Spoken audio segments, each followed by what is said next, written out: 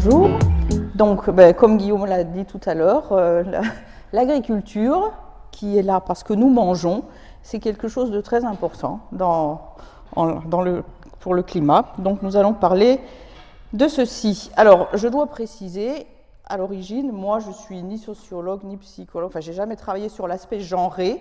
Ce dont je parle habituellement, c'est un peu ceci, toutes les interactions entre l'agriculture, l'alimentation, le climat, la biodiversité, avec un focus sur ce que peut nous apporter l'agroécologie.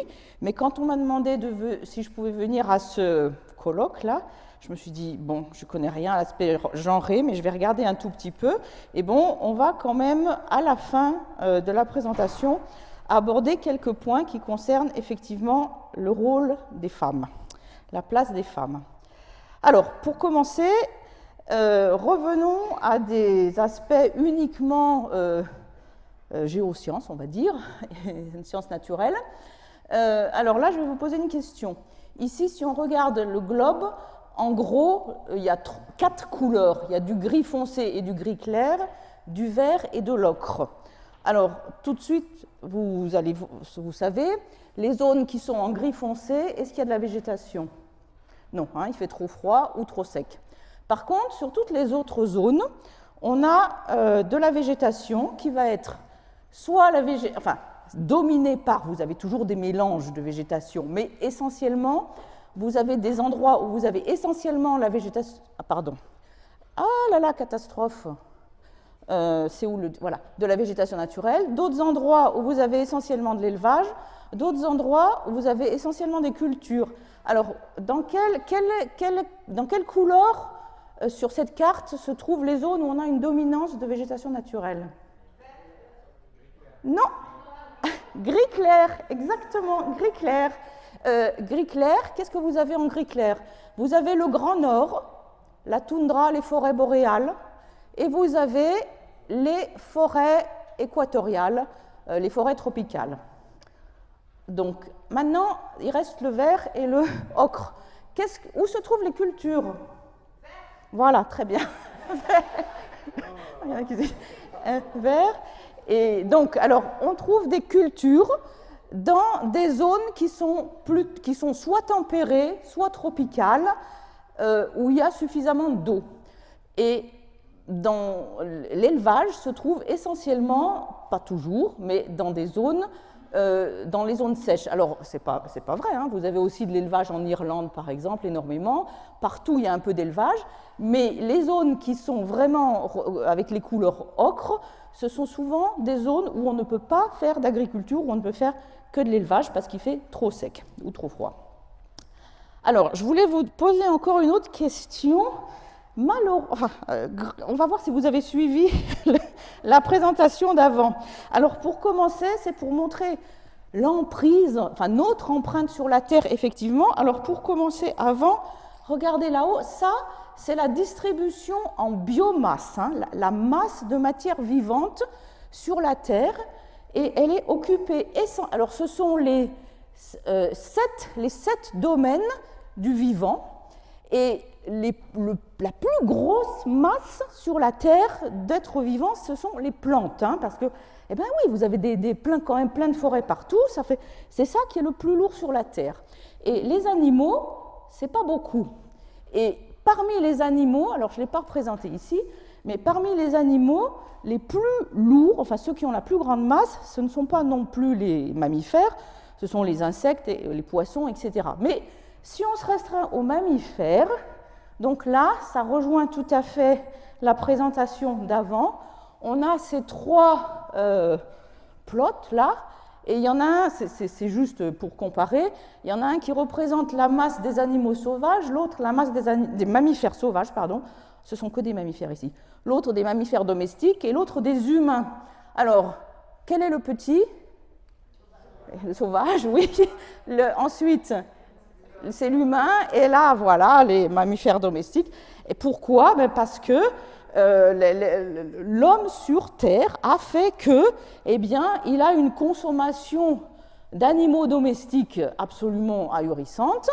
On l'a vu précédemment, la démographie a augmenté, et par contre, les pauvres mammifères sauvages, soit on les chasse, soit on détruit leur zone d'habitat. Donc ça, voilà, ça donne déjà une représentation. Ensuite, Guillaume a parlé un petit peu, beaucoup de l'impact sur le climat. Je voulais juste, parce qu'il a dit à juste titre, alors voilà, il avait un dessin un petit peu comme ça qui montre la part relative des différents secteurs sur les émissions des gaz à effet de serre. Bon, ça, ce n'est pas du tout la même source que lui, donc il y a des différences au niveau des chiffres, mais ça montre quand même que la part de l'agriculture est importante. Ceci étant, je voudrais juste faire un point, c'est que le carbone qui est issu... Alors, zut, je m'embrouille toujours. Ah, catastrophe, ouais, pardon. Voilà, non, on n'y est pas. Le carbone qui part dans l'atmosphère, qui est issu de la déforestation, c'est en fait le carbone qui vient du cycle, le cycle de la biosphère terrestre, c'est-à-dire vous avez le CO2 qui va être absorbé par la végétation, par la décomposition, un petit peu va être respiré, ensuite la matière morte va se décomposer, va partir dans le sol et vous allez avoir ce carbone va respirer et vous avez ce cycle-là. Donc effectivement, ça fait, quand on déforeste énormément, ça met beaucoup de carbone dans l'atmosphère, on est bien d'accord. Si on reforeste, eh bien, on va pouvoir réabsorber une certaine quantité de carbone, mais ceci étant, ça va rester tout de même limité. Et il y a un moment, on ne pourra pas compenser les émissions de l'industrie parce que l'industrie utilise très largement du carbone fossile ou les transforme, et ce carbone-là, il ne provient pas des écosystèmes, hein, il provient du sous-sol, et c'est du carbone qui est en plus. Donc, évidemment, c'est le même CO2 dans l'atmosphère, ce sont les mêmes effets de serre, mais ce n'est pas comparable au niveau des actions qu'on peut faire dessus. Alors, oui, l'agriculture. Alors, l'agriculture émet essentiellement 3 gaz à effet de serre, enfin les 3 principaux, qui sont le CO2, le méthane qui a un pouvoir radiatif 21 fois plus fort, et l'oxyde nitreux qui a un pouvoir radiatif beaucoup plus fort. Alors le CO2, c'est essentiellement la déforestation, les feux, les machines utilisées par l'agriculture. L'oxyde nitreux, c'est très largement l'utilisation des engrais.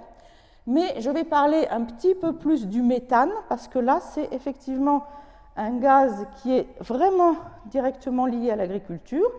Et on a 2 types de cultures qui émettent beaucoup de méthane.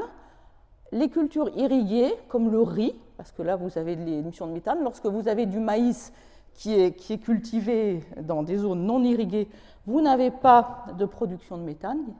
Et ensuite, ce sont les mammifères. Alors, les porcs n'émettent pas de méthane, les ruminants émettent du méthane. Et une petite correction sur le dessin de Guillaume, les vaches pètent, oui, comme vous et moi, mais ce n'est pas par là que sort le méthane. Le méthane, ça provient de la digestion, de la fermentation entérique. Les mammifères ont, pour les vaches, 4 estomacs. Pourquoi? Parce que les mammifères sont capables de manger des plantes, des ligneux que nous ne pouvons pas manger, mais pour les digérer, ils ont besoin d'énormément de travail, donc c'est ces 4 estomacs, ça produit une fermentation et le méthane, il sort par là. Voilà, c'était juste, c'est pas du tout important.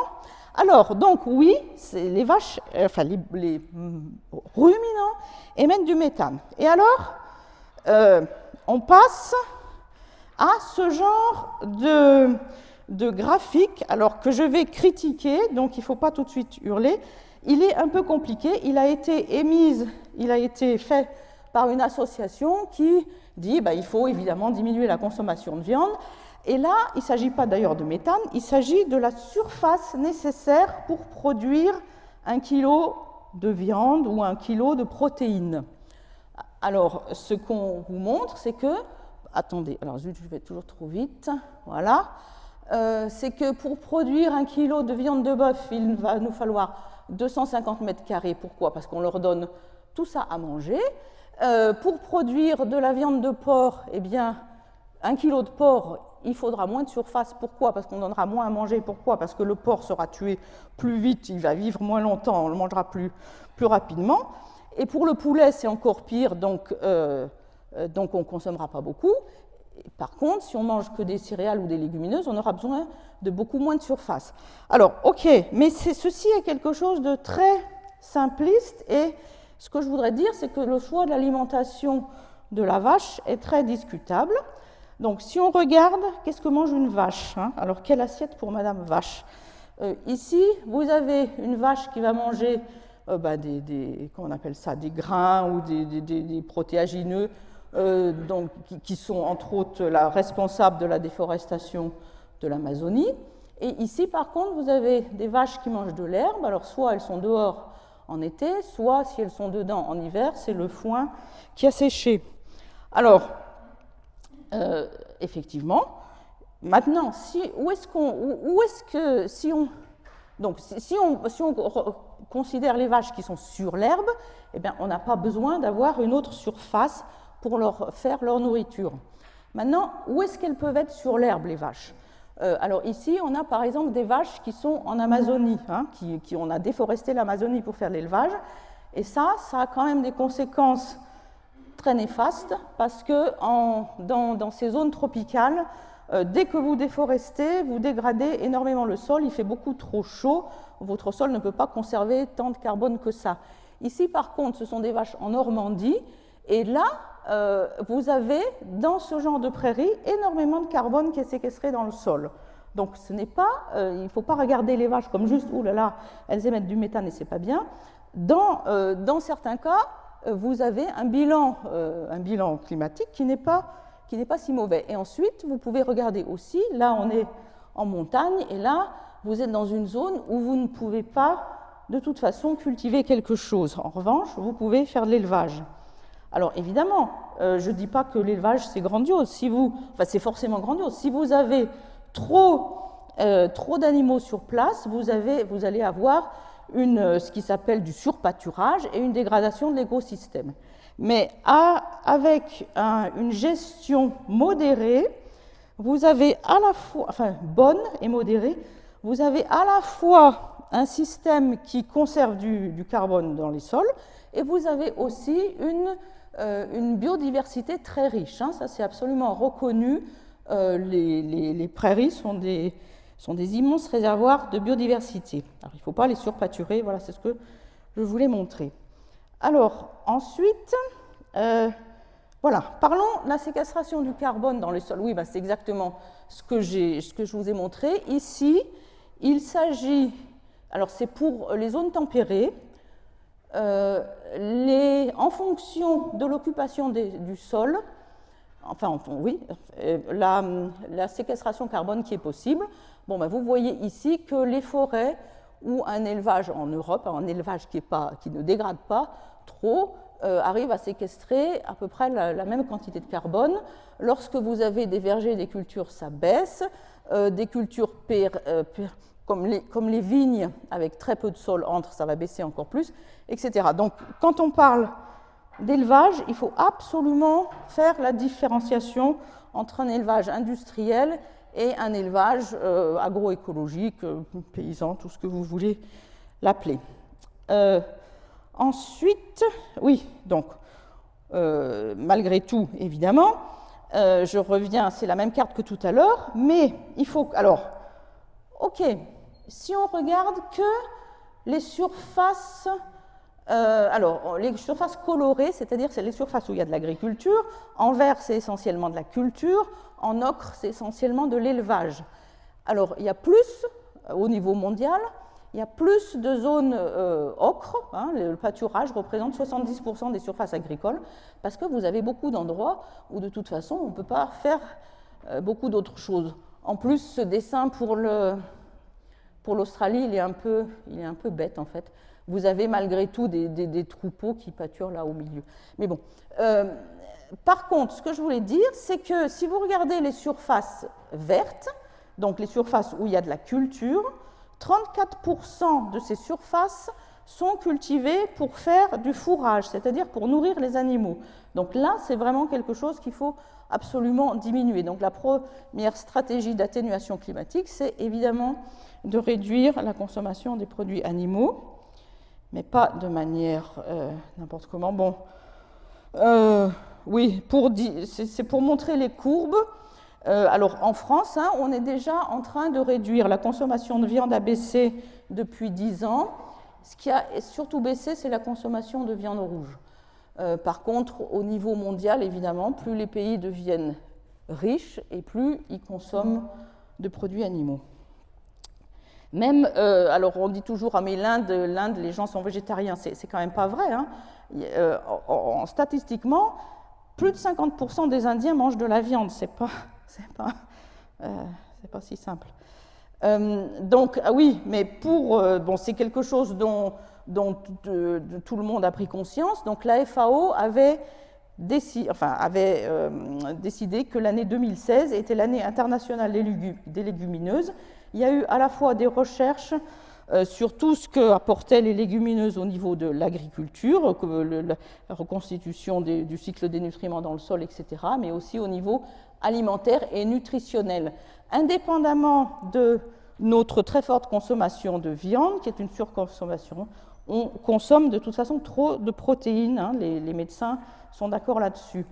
Une très grande utilité des légumineuses, c'est qu'elles ont la possibilité d'assimiler directement l'azote de l'atmosphère. Hein. L'azote, c'est quelque chose qui nourrit les plantes, simplement, il y a beaucoup d'azote dans l'atmosphère, simplement, pour la plupart des plantes, il n'est pas directement assimilable. La plante ne va pouvoir assimiler que de l'azote minéral dans le sol.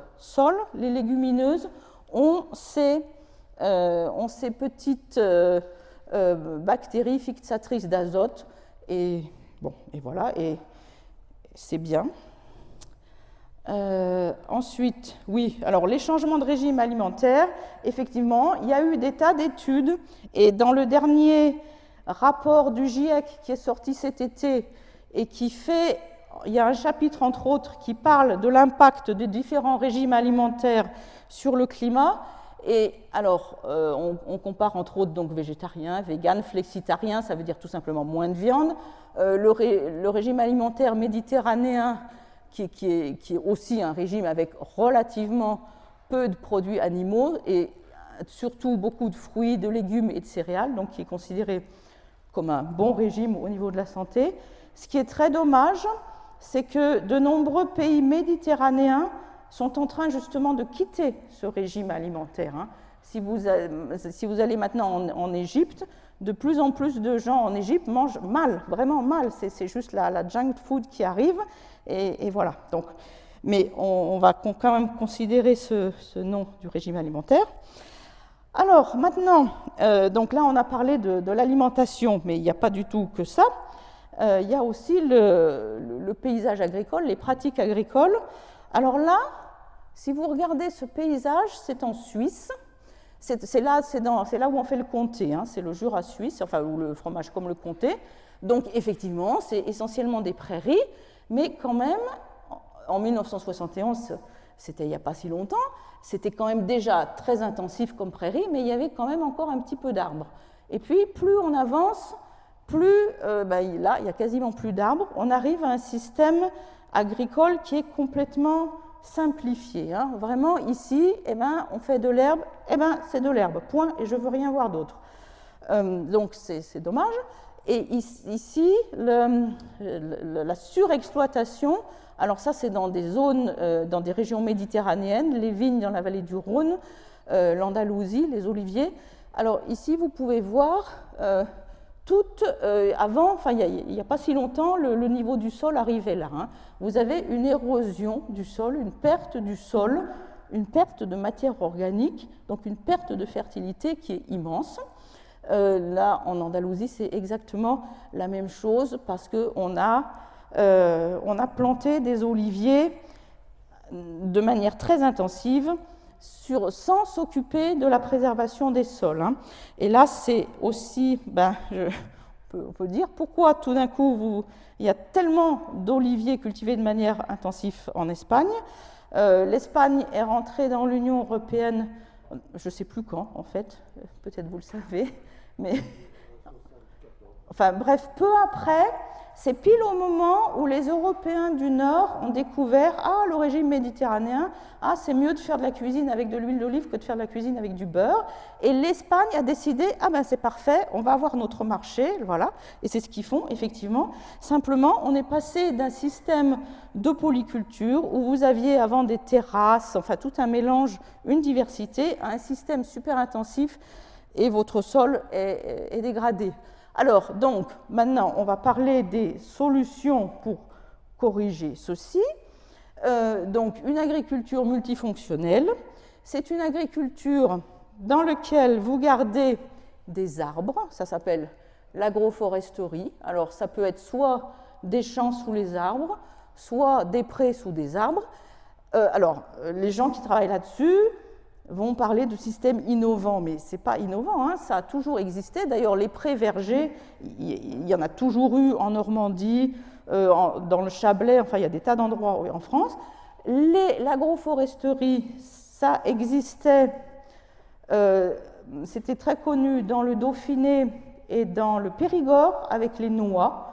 On avait le blé entre les noix, et c'est quelque chose qui a fonctionné jusqu'à, on va dire, oui, la forte intensification de l'agriculture, où tout d'un coup, il a fallu mécaniser, et puis les premières subventions, enfin les aides, ce n'est pas des subventions, les premières aides de la politique agricole commune, quand elles ont commencé, elles n'ont subventionné qu'une seule production par ferme. Donc il fallait choisir, soit vous faisiez des noix, soit vous faisiez du blé.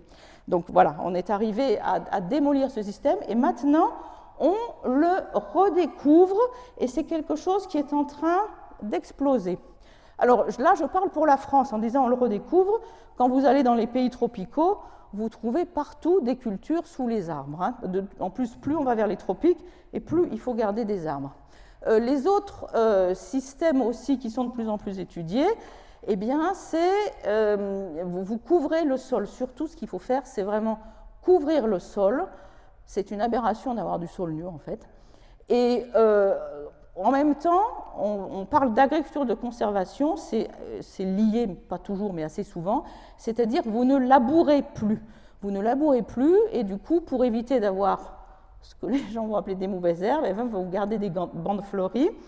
Alors, je vais montrer les effets positifs que ça a. Alors, par exemple, pour l'agroforesterie, ici, j'ai montré sur cette carte, c'est uniquement pour les systèmes méditerranéens, tous des points sur lesquels il y a vraiment des études qui comparent un système classique et un système agroforestier. Et par exemple, ce qui est très intéressant, c'est que si vous regardez ce système, alors vous avez une production agricole, ça va être du blé, de temps en temps du colza, et vous avez une production d'arbres qui peut être, si c'est des arbres fruitiers, des fruits. Si c'est juste du bois d'œuvre, vous allez récolter votre bois au bout de 15 ans, 20 ans, etc. Ça peut être du bois, de la bioénergie qui va être récolté plus tôt, mais ces arbres-là, ils ne sont pas là juste pour faire joli. Ce sont aussi une production pour les agriculteurs. Et si vous comparez la production totale du système, c'est-à-dire mes cultures, mes céréales et mes arbres, si vous mettez sur la même surface, je ne sais pas s'ils ont la même surface, mais bon, d'un côté votre plantation de forêt, de l'autre côté votre champ, et par contre vous comparez ça avec le système agroforestier, eh bien vous avez une amélioration de l'efficacité ici, et on utilise la notion, voilà, cet indicateur SEA, qui veut dire surface équivalente associée. Et on a en moyenne quelque chose qui va tourner autour de 1,3, c'est-à-dire que sur une surface en agroforesterie, vous produisez 1,3 fois l'équivalent, enfin sur la même surface en non-agroforesterie. Alors pourquoi? Eh bien, pour plusieurs raisons, mais alors, bon, je vais revenir. D'une part, et ça c'est absolument vrai, dans toutes les zones méditerranéennes où il fait vraiment sec et trop chaud en été, eh ben, c'est quand même pas mal d'avoir de l'ombre quand il fait trop chaud. Ça vous amène, ça vous coupe le vent aussi, ça c'est très important, donc ça réduit l'évaporation. Et aussi, vous avez un phénomène de plasticité. Alors, ici, c'est une étude où les gens se sont amusés à aller mesurer, à aller regarder sous l'arbre, eh bien, jusqu'à quelle profondeur l'arbre faisait descendre ses racines. Alors, donc voilà, c'est juste là pour montrer qu'on creuse vraiment très profond pour aller mesurer. En fait, alors on mesure, ça c'est la profondeur du sol, on fait des mesures jusqu'à 3 mètres. En vert et en l'axe là, ça représente le profil racinaire. En vert, vous avez juste une plantation de noyers. Qu'est-ce que vous voyez? Que toutes vos racines, enfin la grande majorité de vos racines, elles sont en haut. Hein, elles sont dans les premiers 50 cm. Et puis dès que vous êtes à 1 mètre, il n'y a quasiment plus rien. Par contre, en agroforesterie, eh bien, vous avez moins de racines en haut. Par contre, vos racines, eh bien, elles descendent et vous allez bas et vous avez encore des racines plus bas. Alors, pourquoi? Parce que pour commencer au début, en haut, oui, ben, il y a la culture, il y a le blé, etc. Donc, ça gêne et elles vont plus loin. Qu'est-ce qu'elles vont faire? Chercher plus loin. Elles vont chercher de l'eau et des nutriments. Donc, en fait, cette plasticité de l'arbre, en compétition avec les cultures d'hiver, les racines descendent plus loin, accès à l'eau et aux nutriments que la culture sol n'atteindrait pas. Voilà. Aussi, eh bien, la séquestration carbone en agroforesterie, là, il y a beaucoup d'études, il y a des revues. Là, je montre juste les résultats. C'est pour une revue concernant... Alors, je ne sais plus où est-ce que ça a été fait. Je ne peux pas dire si c'est juste la France ou l'Europe, enfin bref, mais peu importe. On regarde l'augmentation du carbone dans le sol si on passe de culture à un système agroforestier, de prairie à un système agroforestier et de forêt à un système agroforestier. Bon, si on enlève effectivement des arbres, ça va baisser. Mais par contre, les systèmes agroforestiers par rapport à l'agriculture va vous permettre d'augmenter la séquestration du carbone. Là, l'agriculture de conservation, donc c'est le sans labour, hein, c'est-à-dire on ne laboure plus, on ne retourne plus le sol et on met la plupart du temps des cultures de couvert ou alors on met de la paille ou on met du compost, enfin on met un apport de matière organique. Et ici, vous avez un petit peu un bilan de toutes les études, alors c'est toujours la région méditerranéenne qui m'intéresse, donc de toutes les études qui ont été faites en région méditerranéenne. Lorsque vous avez les points bleus clairs, on a regardé l'effet sur le carbone du sol. Et lorsque vous avez les bleus foncés, c'est souvent les mêmes points, enfin c'est-à-dire qu'on a regardé en même temps l'effet sur l'eau du sol. Eh bien, effectivement, le fait d'une part de couvrir le sol, de réduire l'évaporation, et ensuite, grâce à la matière organique dans le sol et au fait qu'il soit moins labouré, vous changez la structure du sol et vous changez quelque chose qui est très important, vous changez le rapport entre les microporosités et les macroporosités. Hein, l'eau, elle circule dans le sol par des petits conduits et on parle de microporosité, c'est-à-dire ce sont les pores. Les tout petits, ils sont inférieurs à 50 micromètres de diamètre, les plus gros, ils sont plus gros. Et qu'est-ce qui se passe lorsque vous passez? Alors ça, c'est le CT, ça veut dire Conventional Tillage, ça veut dire c'est le labour classique. Et là, ce sont après 3 ans ou après 7 ans de sans labour, la microporosité a augmenté et la macroporosité a diminué. Le résultat, c'est que l'eau et la macroporosité, elle va essentiellement faire que votre eau va trop vite s'écouler, alors que la microporosité, elle va vous permettre de conserver l'eau un peu plus longtemps. Et le bilan, c'est ce facteur qui est très important, c'est l'eau disponible pour la plante, et il augmente beaucoup avec le sang, avec les techniques d'agriculture, de conservation, et c'est très important en région méditerranéenne. Pourquoi? Parce qu'en région méditerranéenne, évidemment, l'un des problèmes, c'est la sécheresse.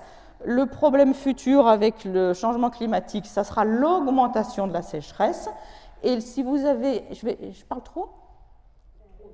Ah bon, oui, d'accord. Si vous avez un système qui vous permet de mieux conserver l'eau, eh bien, c'est quelque chose qui est gagnant. Donc, il y a beaucoup de... c'est issu... Oui, il y en a eu il y a eu des publications de rapports qui ont été faites au moment de la COP 21. Ça, c'est aussi un rapport qui a été fait au moment de la COP 21 pour montrer l'importance de changer de système agricole.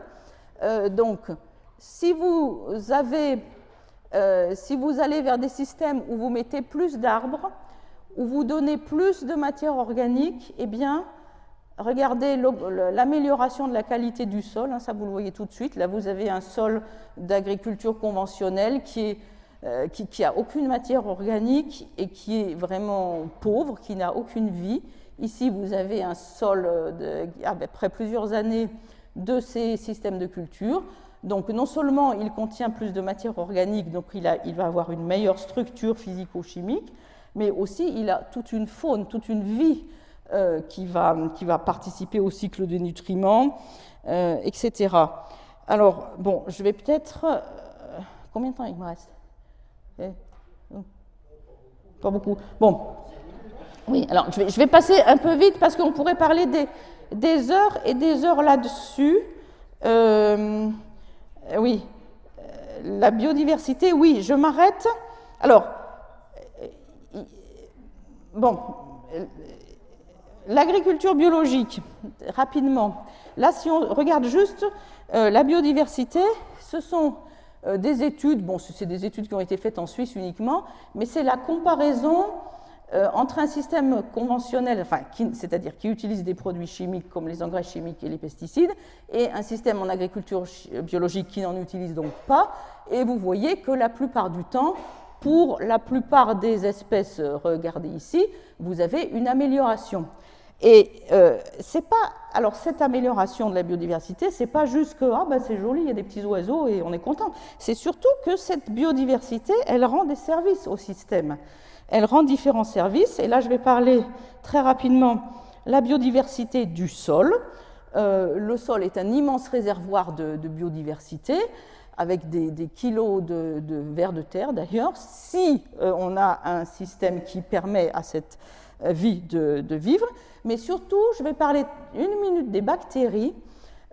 C'est un domaine de recherche qui est assez récent, vraiment, la biodiversité microbienne du sol et surtout à quoi elle sert finalement. Et il y a des études qui sont vraiment intéressantes. C'est fait à Dijon. Les gens ils font pousser des plantes dans un sol, un bon sol où il y a toute la biodiversité des bactéries. Et puis, ils enlèvent, dans une autre catégorie d'expériments, ils enlèvent 30% de microbes, enfin de bactéries. Et eh bien, qu'est-ce qu'on observe? On observe que les plantes poussent beaucoup moins bien. Vraiment beaucoup moins bien. Et alors, on se dit, ok, mais si on leur donne des engrais, eh bien, ça va résoudre le problème. En fait, non. Quand on met des engrais dans les deux pots, là où il y a toute la diversité microbienne, là où la diversité microbienne a été réduite, eh bien, on a à peu près la même différence, c'est-à-dire que là où la biodiversité microbienne a été diminuée, eh bien, on a une croissance qui est vraiment diminuée aussi. Donc là, ce sont des recherches qui sont relativement récentes et qui continuent parce que les chercheurs ne sont pas capables de dire vraiment quels sont les processus qui sont à base de tout ça, mais ça veut dire que toute cette faune dans le sol a un rôle très important.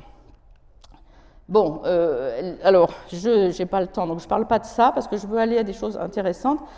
L'utilité de la biodiversité, c'est quand même étudié dans le cas de la lutte biologique, alors très vite, surtout parce qu'on est dans une région où c'est un problème pour les oléiculteurs, la mouche de l'olive. Alors, si on veut lutter contre la mouche de l'olive sans utiliser de produits chimiques ou sans utiliser des pièges à phéromones qui coûtent quand même très cher, eh bien, on se penche sur l'utilisation d'une plante relais. C'était des choses qu'il y avait en Grèce avant dans les oliveraies, et grâce à certaines plantes relais que l'on fait pousser entre les oliviers, eh bien, on va attirer un parasite de la mouche de l'olive. Bon, donc tout ça, ce sont des études qui sont en cours. Donc, à la fin, on arrive à cette conclusion, c'est qu'avec en utilisant l'agrobiodiversité, on a plus de durabilité, plus de résilience. Alors, si j'ai quand même un petit peu de temps, parce que je trouve ça, c'est intéressant. Alors, on va regarder pas à pas, donc ce n'est pas la peine d'avoir peur de tous ces chiffres. C'est une étude qui a été faite pour l'Europe. Voilà, c'est un scénario pour une Europe agroécologique en 2050. Donc, on regarde par rapport à la situation en 2010, quelle serait la situation en 2050 si on modifie à la fois la demande alimentaire et les pratiques. C'est pour ça qu'on parle d'agroécologie. Alors, on commence par regarder la demande alimentaire. Alors, en 2010, on a cette assiette pour un Européen. En rouge, ce sont la viande. En rose, ça doit être les produits laitiers, j'imagine.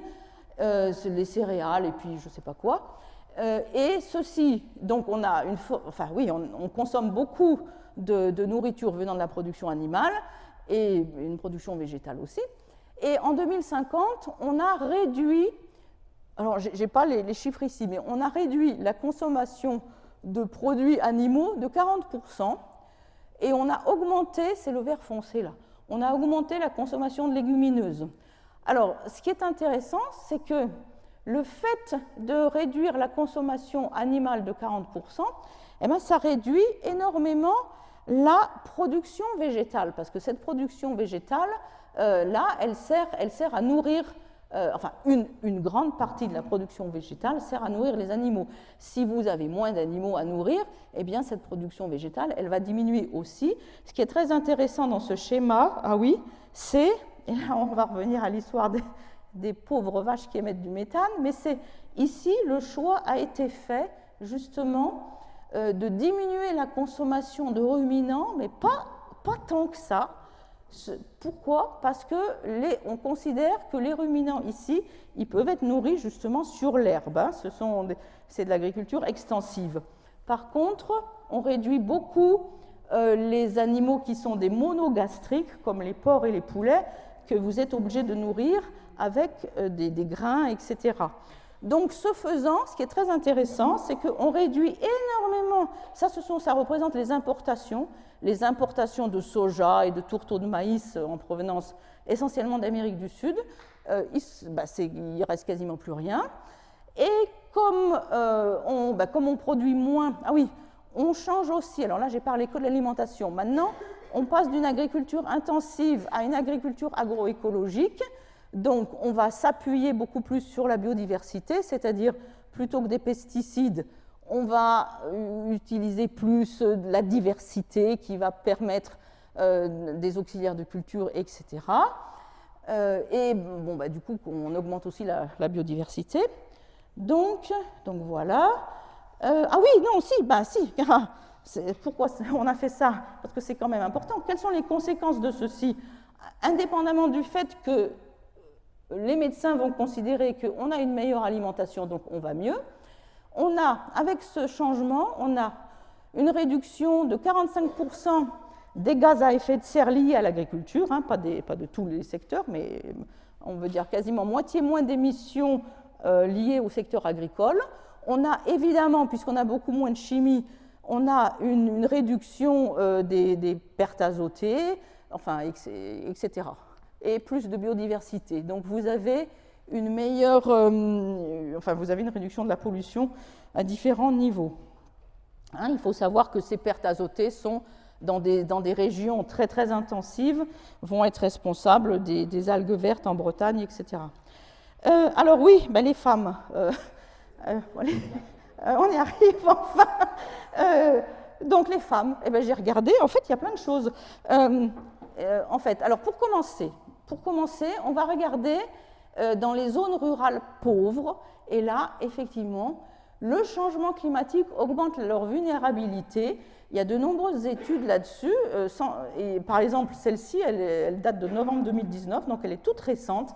Et pourquoi le changement climatique augmente, on va dire, plus la vulnérabilité des femmes dans les zones rurales? En fait, il augmente la vulnérabilité de tout le monde, mais comme ça a été dit précédemment, dans des zones vraiment pauvres où il y a des crises politiques ou quoi que ce soit, n'importe quelle petite crise climatique va faire que les hommes, même sans crise politique d'ailleurs, les hommes vont chercher à aller travailler ailleurs, et en fait, c'est comme pendant la Première Guerre mondiale d'ailleurs, les femmes se retrouvent seules à devoir gérer les champs, la nourriture des enfants, et souvent elles ont beaucoup d'enfants, etc. Donc, effectivement, les femmes dans ces zones sont fortement touchées, mais en même temps, effectivement, leur vulnérabilité est augmentée, mais leur capacité d'adaptation, agroécologie, multifonctionnalité de l'agriculture, peut et doit être soutenue. Il y a, par exemple, ici, c'est un système de culture du riz qui s'appelle système d'intensification du riz.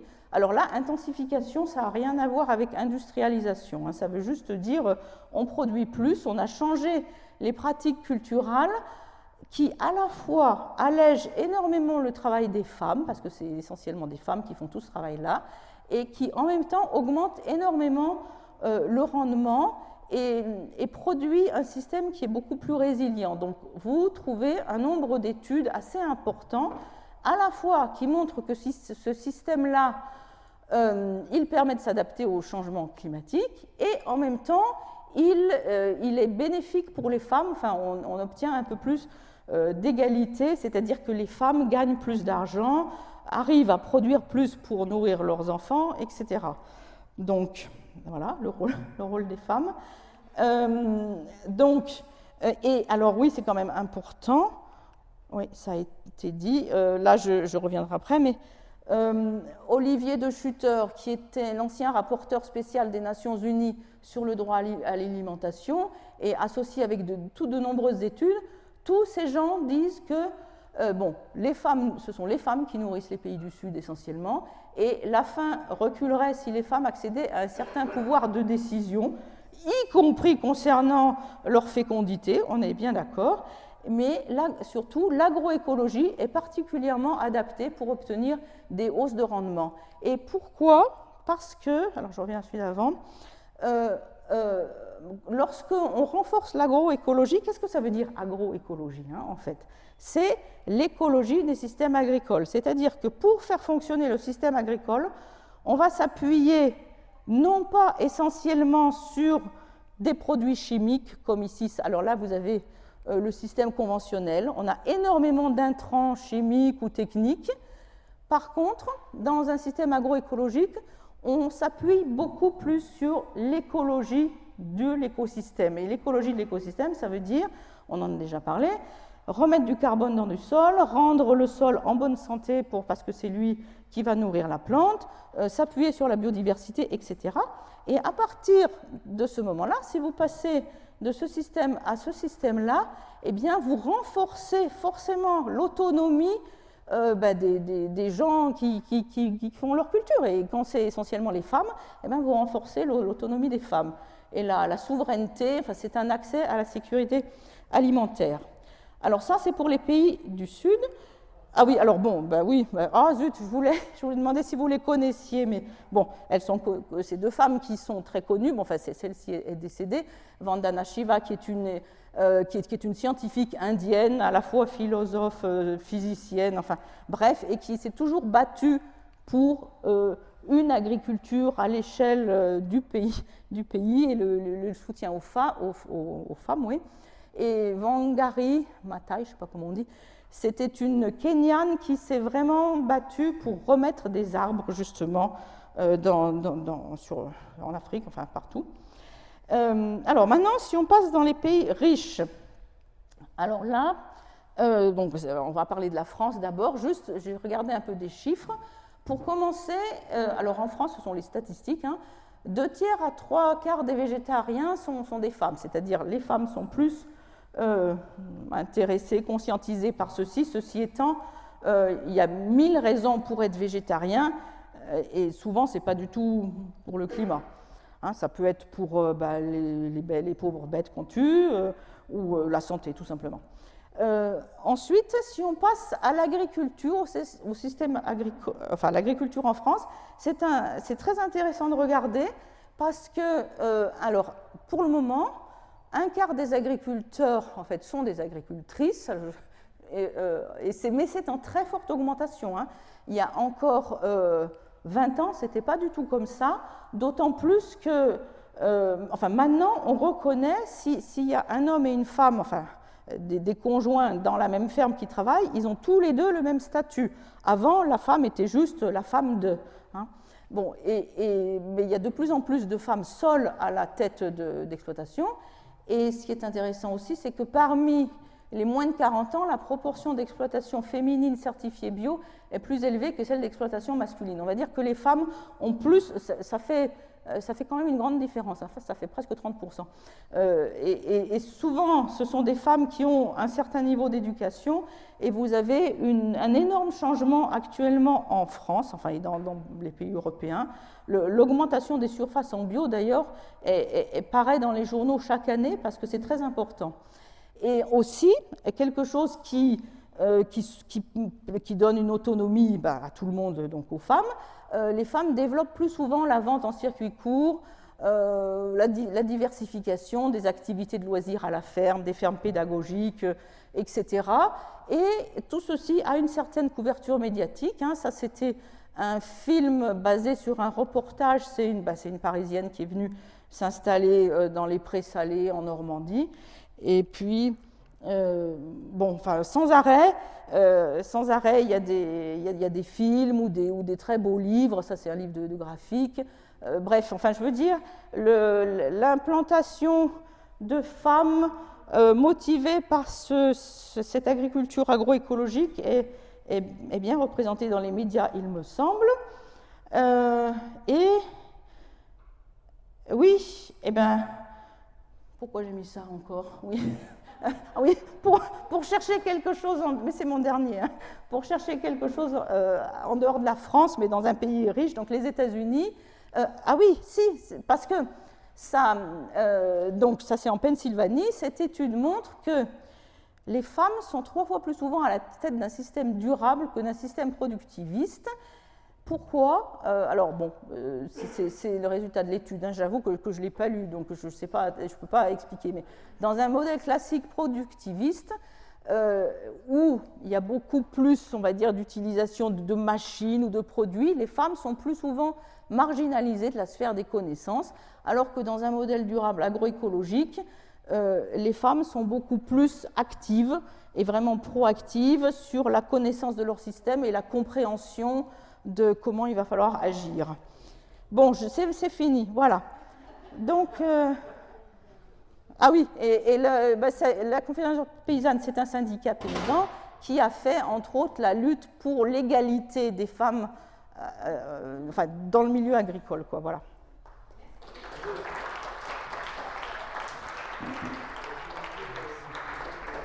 Bon, c'est très bien de terminer sur les femmes. On est revenu une petite anecdote, c'est parfaitement dans l'axe. J'ai entendu productivité. Alors, vous savez, un économiste, quand on dit productivité, c'est comme une souris planquée en un bout de fromage. Et il y a une histoire qui s'est passée aux Indes et qui m'a connu pendant votre exposé. Il y a quelques années, les agronomes avaient trouvé un riz qui avait un rangement à peu près 10 fois supérieur. Pour compter les animaleries, on avait 10 fois plus qu'avec les riz classiques. Évidemment, ils se sont dit, on va les distribuer aux agriculteurs, et on aura davantage de riz. C'était la science prouvée. Et puis 1 an, 2 ans, 3 ans, les rendements n'ont pas augmenté. Et du coup, les agronomes ont envoyé un économiste qui est allé se projeter sur le terrain, et il a vu qu'on avait donné les semences, évidemment, aux hommes. On leur donnait un sac, les hommes ont immédiatement compris que s'ils prélevaient les 3/4 du sac, qu'ils le revendaient, ils allaient au bistrot avec, et ils ont donné qu'un quart du riz aux femmes. Donc, conclusion, le coup d'après, on a donné les sacs de riz productifs aux femmes, et les rendements ont monté. En plein dedans.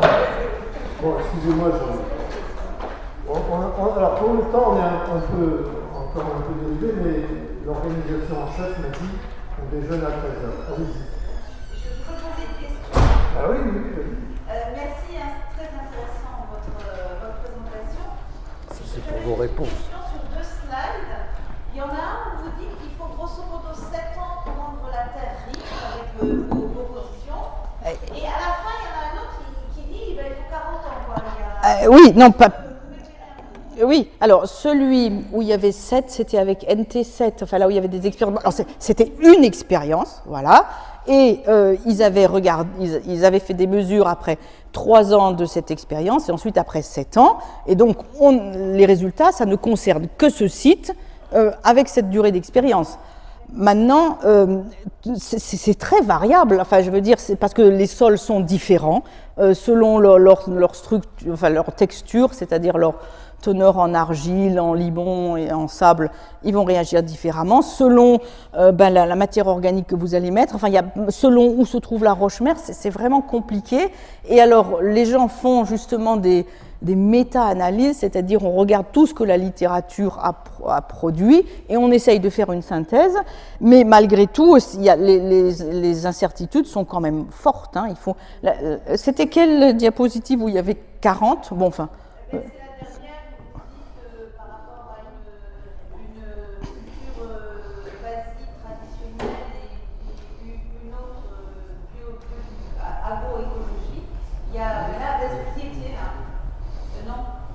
Après je l'ai vu passer, mais il faut 40 ans, c'est de 2010, voilà. Ah 2010 à 2050. Alors, oui, alors attendez, où est-ce que vous... Non. Oui, c'est une projection, et là, vous parlez du 40 On projette 40 ans après avec une...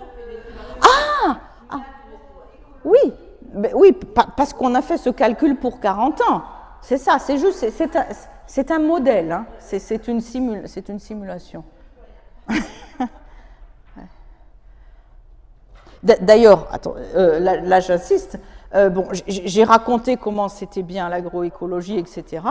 Il n'empêche que c'est compliqué et dans plein de cas, si vous passez d'un système conventionnel à un système agroécologique, au début, vos rendements ils vont commencer par baisser. Donc en fait, ici, les rendements utilisés pour faire ce calcul, les rendements des systèmes agroécologiques, ils sont plutôt plus faibles parce que justement, ils n'ont pas voulu être trop optimistes. En fait, oui, on utilise les rendements de l'agriculture bio sont moins 20% en général dans ce genre de calcul, ce qui est beaucoup. Bon. On va passer à l'intervention de Mme Catois.